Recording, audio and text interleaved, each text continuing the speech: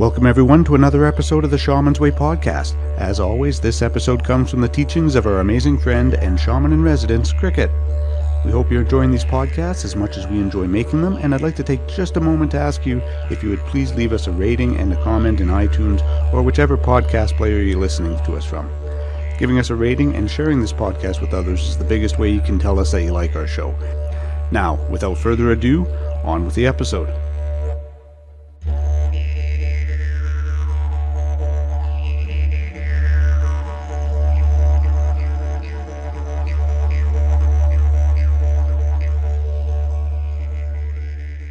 Hello and hail to my constant listeners, to my semi-constant listeners, and a very special winter solstice, summer solstice. Hello to my brand new ears. I am extremely pleased, would be an understatement, to be able to share the airwaves with you. If you listen to me on this particular day of winter solstice, summer solstice. I'm in the northern hemisphere. This is winter solstice for me. It is very dark. I am in love with winter solstice. I've been in love with winter solstice probably my whole life, even without realizing it. I've talked many times about my love affair with the new moon and my love affair of the, darkness. And in my own house, if you're hanging out with me, it's going to be either muted light or candlelight. And, sometimes, so I really prefer the darkness. It's much easier on my foxy eyes. So what I want to do today, because it is winter solstice and it is a day of celebration, it is a day of ceremony, and it is a day of ritual, I wanted to treat you or subject you, depending on how you look at it, different ways that I use to journey. So I'll be singing a song that I use and I get others to sing with me when I do a spirit canoe. And I'm also going to sing a song that was shared with me by Betsy Bergstrom when I was in one of her workshops, and we were learning how to do some Nordic work and using the staff and the ability to journey and travel in the staff. So there was a song that was shared with us that it has been given permission by Spirit to share with others.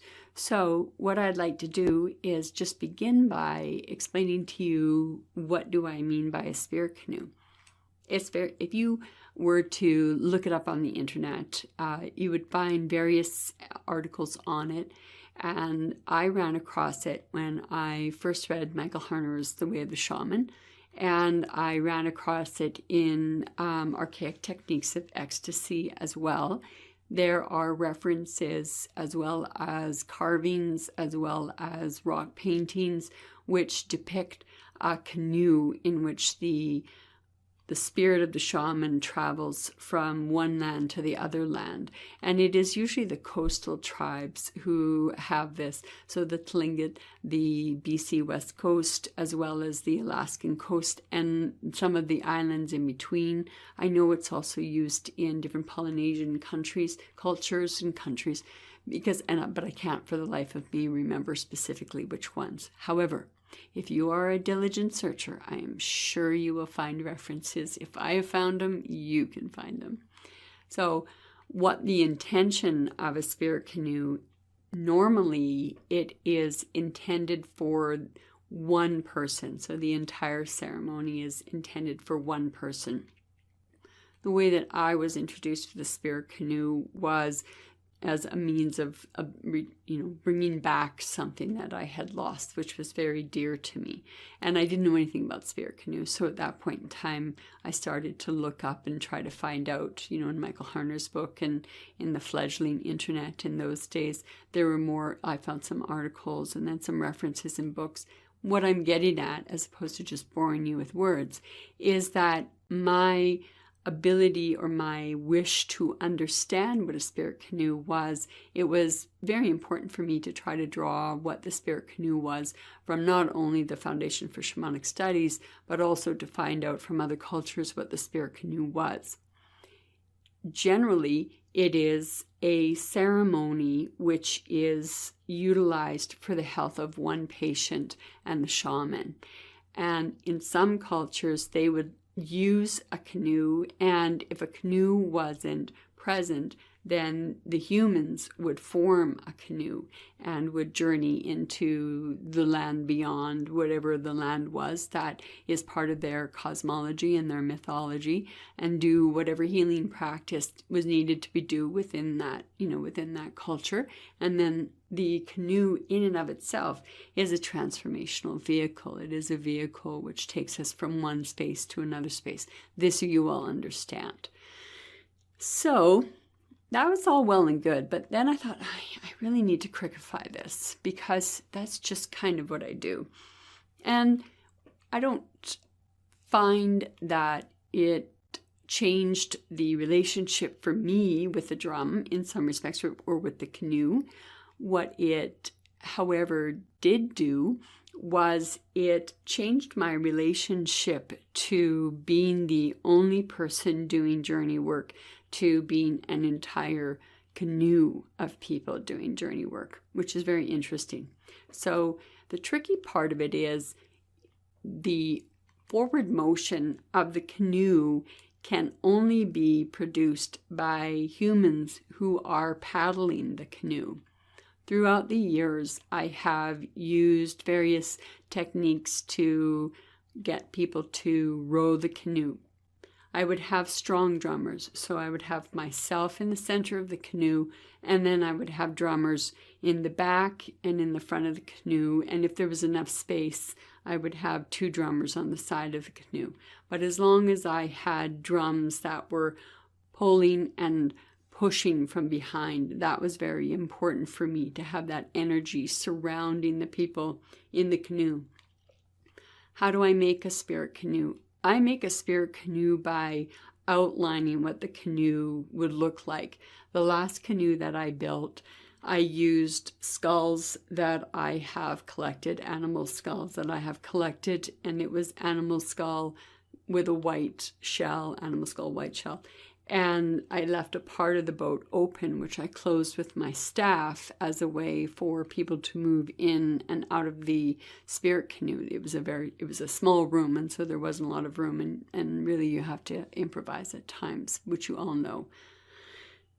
What the intention normally is when I have a group of people who are going to do the spirit canoe is we are all headed in one direction.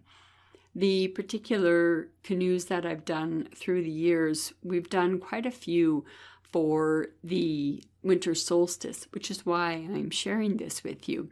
And we travel from one land into the land of the darkness. And in that land of the darkness at winter solstice, we either leave behind in that place of regeneration, renewal beyond the threshold in the spirit world. We leave behind what we no longer wish to have with us.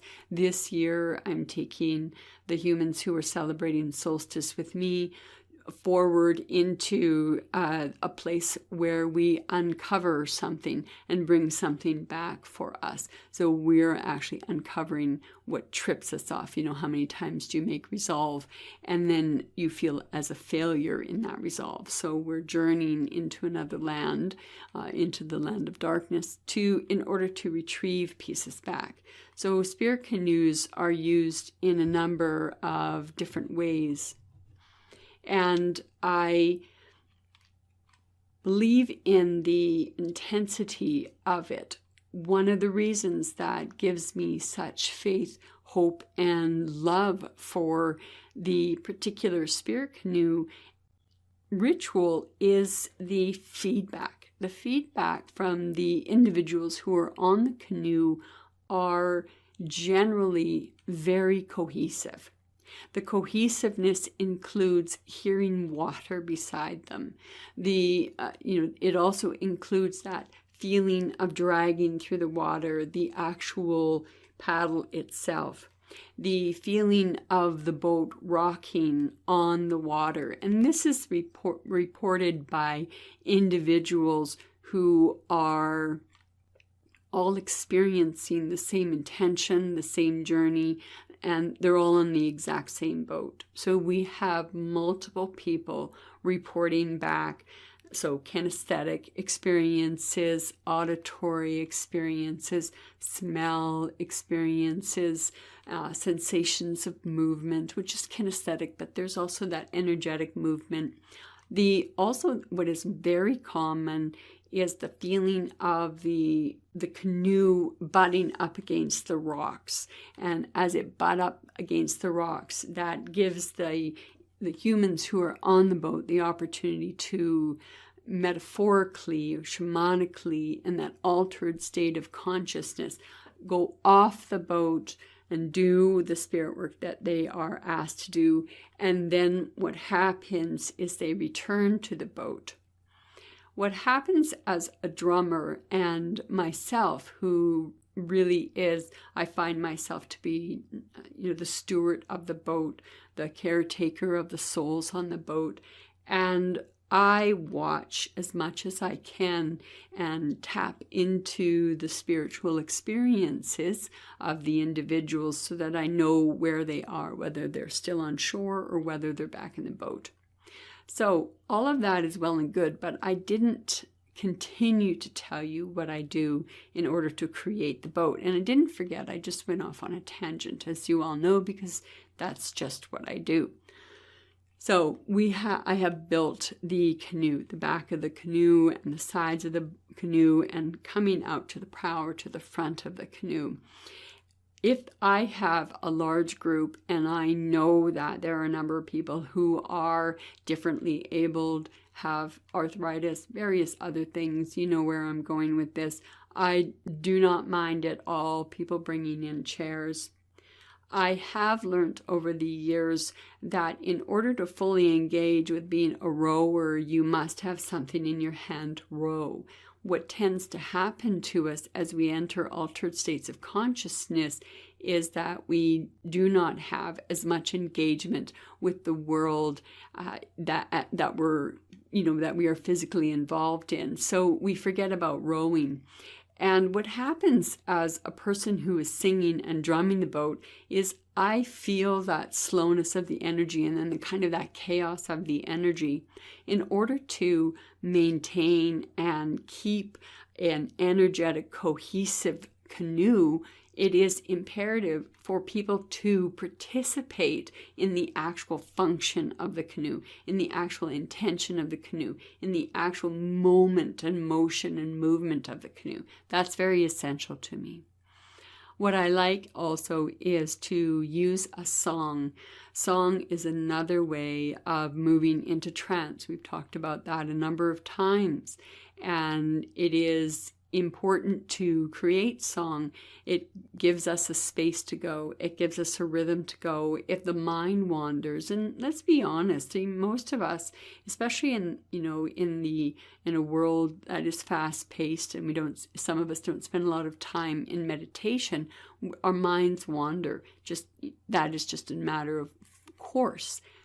Utilizing the drum, utilizing song, utilizing the paddles gets us into that altered state of consciousness, helps us move past the threshold of, I'm just sitting in a chair and I've just got this piece of wood in my hand and I'm supposed to be rowing.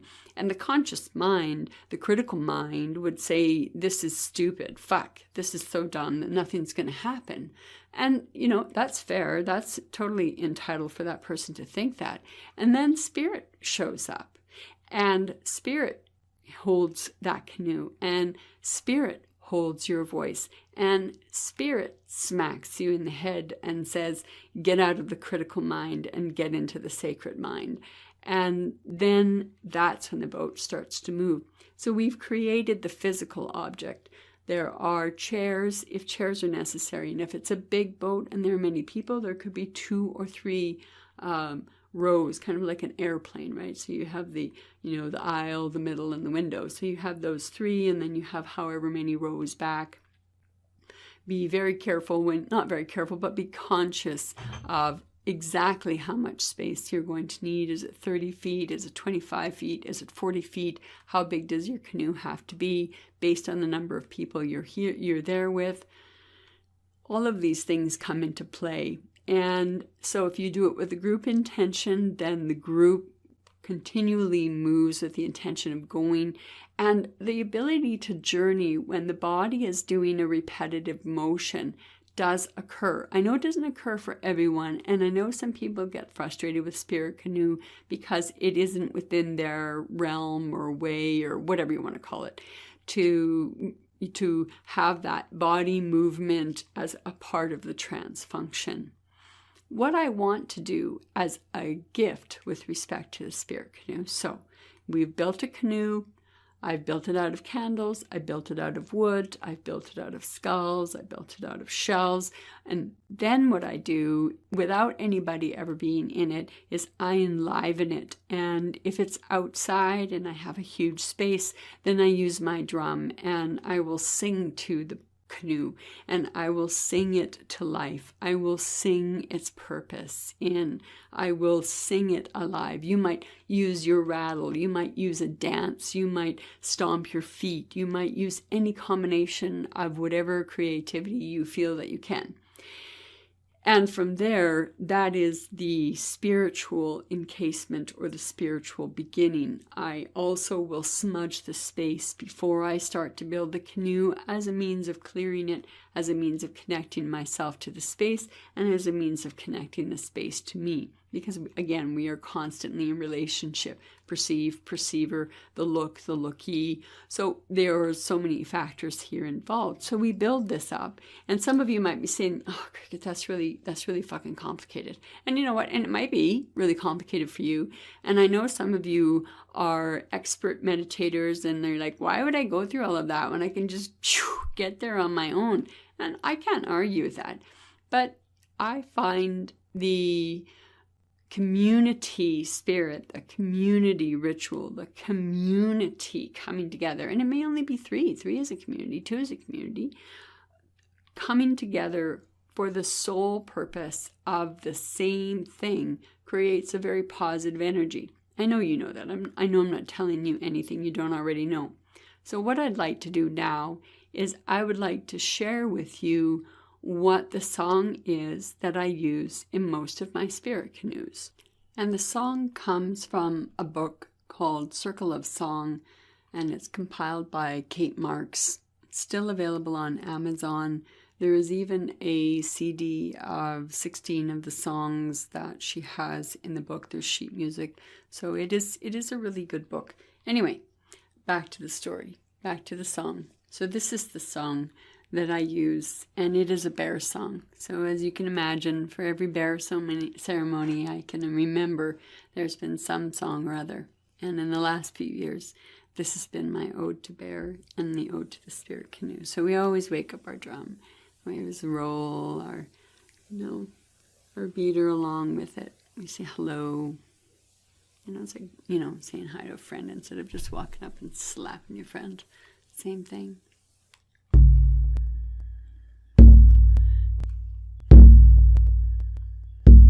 Fly-hee-oh, fly-hee-oh, fly-hee-oh, hi-yay, fly-hee-oh, fly-hee-oh, fly-hee-oh, fly-hee-oh, hi-yay, fly-hee-oh, fly-hee-oh.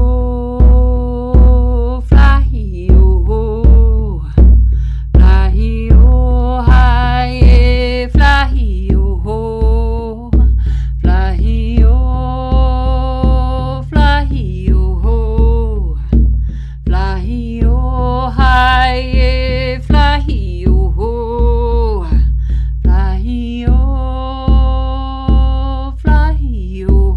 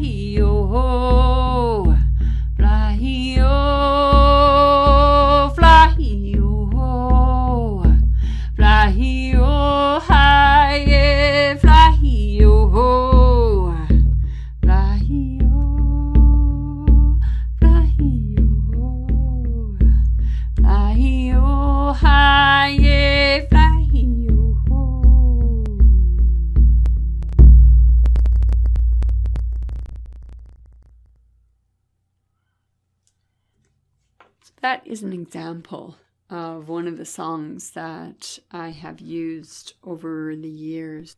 I like the opportunity to introduce different songs and different ways of journeying, as I mentioned earlier. And this is the song that I explained with respect to Betsy Bergstrom. Using a staff is another way of connecting the earth, the middle world, and the sky. This is a way of connecting all of this through the staff. The staff is that enlivened. It is another part of us. It is close to us, and it allows us to have another relationship. So like the drum, the staff in and of itself is a relationship to something that is tangible, which also will change itself or transform the alchemy of normal to the alchemy of sacred awesomeness. We were taught to put blindfolds on and to lean on our staffs. Generally, this is done in pairs. So if you and I were working together, then I would have my staff and I would be holding on to my staff and I would have a bandana on. And then my partner would come up and would sing the song into the base of my neck. However, that's going to be a little challenging for most because I'm 5 foot fuck all. And it's challenging for my partner because very rarely are they 5 foot fuck all. And so you must allow yourself to know that it's not going to be perfect at any point in time. And if you are doing this in a group, then what I would suggest that you do is try and match yourself height-wise, much like you learned in kindergarten and elementary school. So I would like to sing for you this song, and I will include my phonetic understanding of what the words are. So if you will share with me a little bit more of your time, I will share with you my song for journeying with the staff. And the person, there's generally a person who is in more awareness, so is singing. So the person in the back is singing, and we'll give the call at some point in time to come back or to return, whatever is an easy word for the person. And if you're working in pairs, then it could just be that you slow your voice down and say gently return, and then pull your voice back up, and then give them that roadway, that horse, that reindeer, whatever your voice happens to be, that path, that avenue for your partner or yourself to travel through. So here is the song. Low, low, Lorien loyal, Lorien loyal, and Lorien low. Low, low, Lorien loyal, Lorien loyal, and Lorien low. Low, low, Lorien loyal, Lorien loyal, and Lorien low. Low, low, Lorien loyal, Lorien loyal, and Lorien low. Low, low, Lorien loyal, Lorien loyal, and Lorien low. Low, low, Lorien loyal, Lorien loyal, and Lorien low. Low, low, Lorien loyal, Lorien loyal, and Lorien low. Low, low, Lorien loyal, Lorien loyal, and Lorien low. Low, low, Lorien loyal, Lorien loyal, and Lorien low. Low, low, Lorien loyal, Lorien loyal, and Lorien low. Low, low, Lorien loyal, Lorien loyal, and Lorien low. Low, Lorien loyal and Lorien low. Low, low, Lorien loyal. Lorien loyal and Lorien low. And that is the song that we use with our staff to journey to. Usually you have a specific intention. Some people really get this the first time out, and other people don't.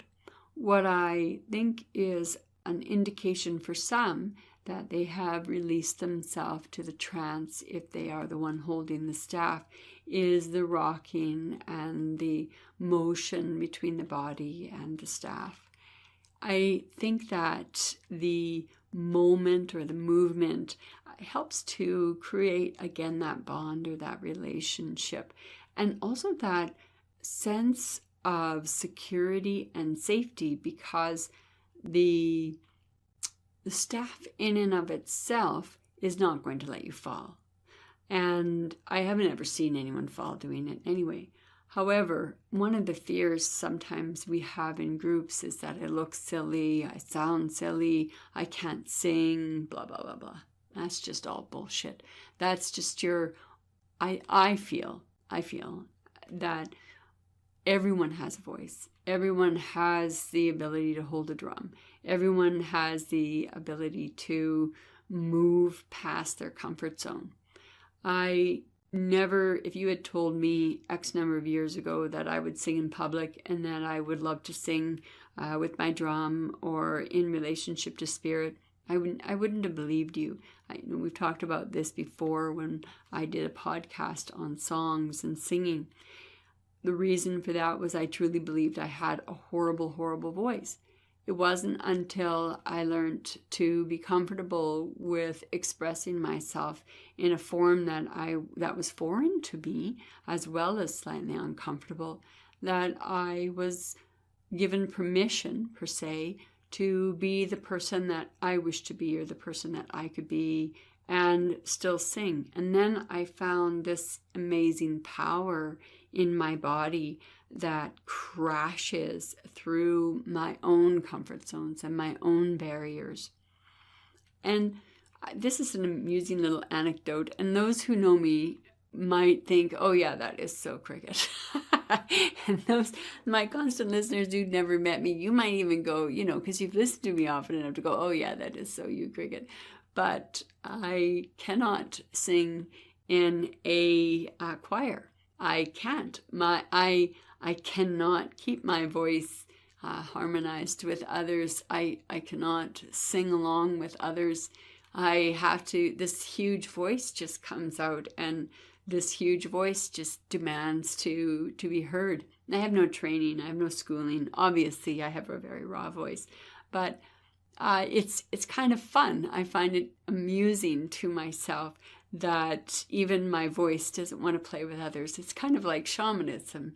In a way, we all play with others because we're in circle or we're alone by ourselves. But in other words, but also we are all the captains of our own ships. We are all the captains of our own spirit canoes. What I'd like to do is I would like to end this particular gathering of our souls and our songs, and I would just like to say some prayers if I could, and perhaps even share with you some of my own songs for the directions. So for the spirits of the East, to the Buddhas and the Bodhisattvas, to the golden eel, to the eagle which flies above, to the sun, to golden, to illumination, to awakening. As well to Wabus, to that beautiful spirit of the East, the song, the air, to you.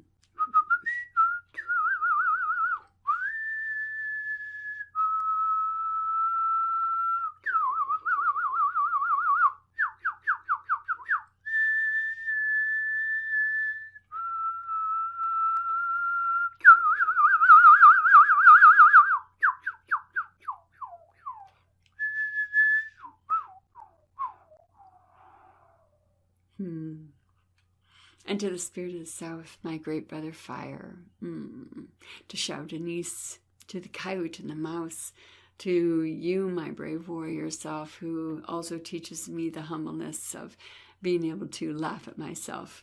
For you clown with me, you throw me down, you teach me all the ways of the fire. You teach me of the first fire, the big fire, the fire that has little heat but is so dangerous. And you teach me of the second fire, where the coals have begun and it is warm, and I may warm my body or cook my food, that nourishing fire. And then that last fire, so withheld, that fire in and of itself is cold as ice, unless you pick up that coal far deep into the pit of the fire itself and hold it, and only then will I feel your warmth. Hey ya ho, ah wee oh, hey ya ho, ya hey ya ho, ah wee oh, hey ya ho, ya hey ah wee oh, hey ya, ah wee oh, hey, ah wee oh, hey. Hey ya ho, ah wee oh, hey ya ho, ya hey ya ho, ah wee oh, hey ya ho, ya hey ah wee oh, hey, ah wee oh, hey, ah wee oh, hey.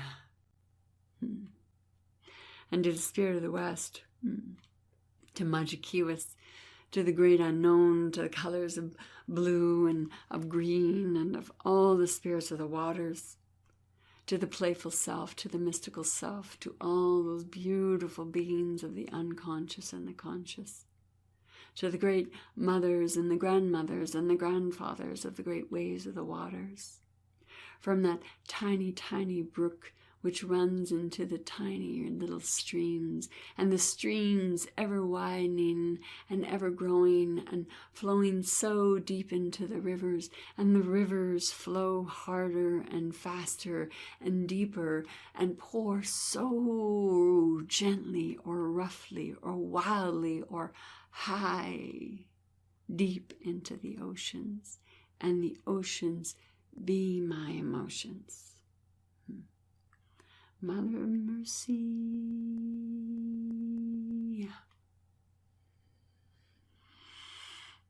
To the great spirits of the water, to all those things that are, to all the beings that gather with us, to illumination on the east, to introspection on the west, to that time of the learning that was the warrior of the south, to the master of wars, to the masters of emotions, to the queens of air, to the queens of fire, to all of those aspects of self which have come to age, which have come in. Me up, I'm so weary, carry me home, ya no me wa. Hoi o hey o, ya no me wa. Hoi o hey, ya no me wa. Hoi o hey o, ya no me wa. Hoi o hey, ya no me wa. Hoi o hey o, ya no me wa. Hoi o hey. Carry me home, oh sweet mother, carry me home, carry me home.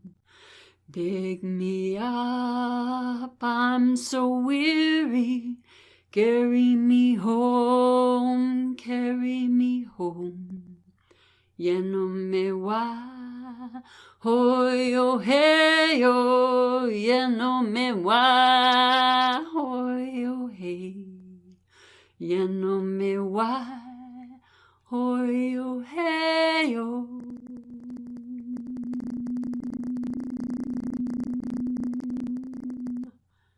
Ya no me wa,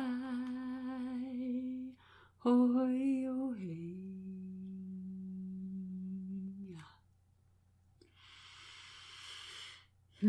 My lover, my brother, my father, my son. to the great spirits of the north, to the darkest places, to Grandfather Sun and Grandmother Moon and the stars who are my brothers and sisters.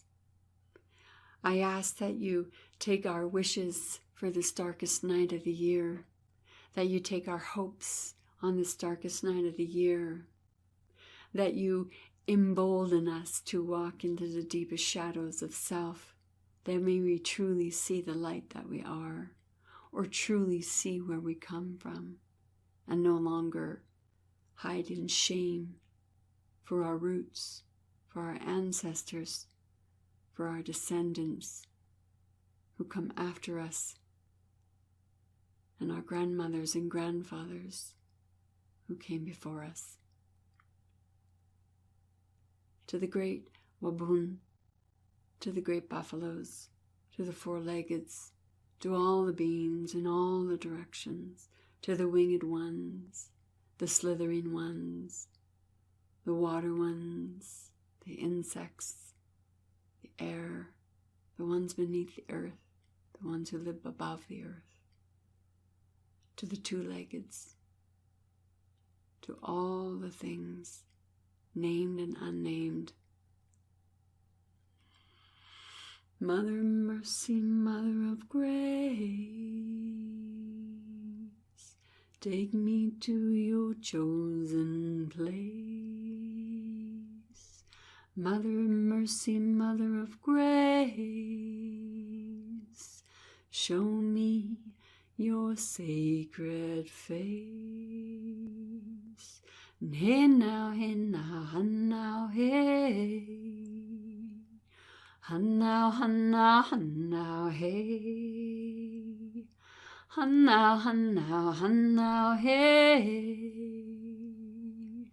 Now, now, now, hey. And hey, woo! And hey, woo! Now, now, now, hey. Now, now, now, hey. Now, now, now, hey.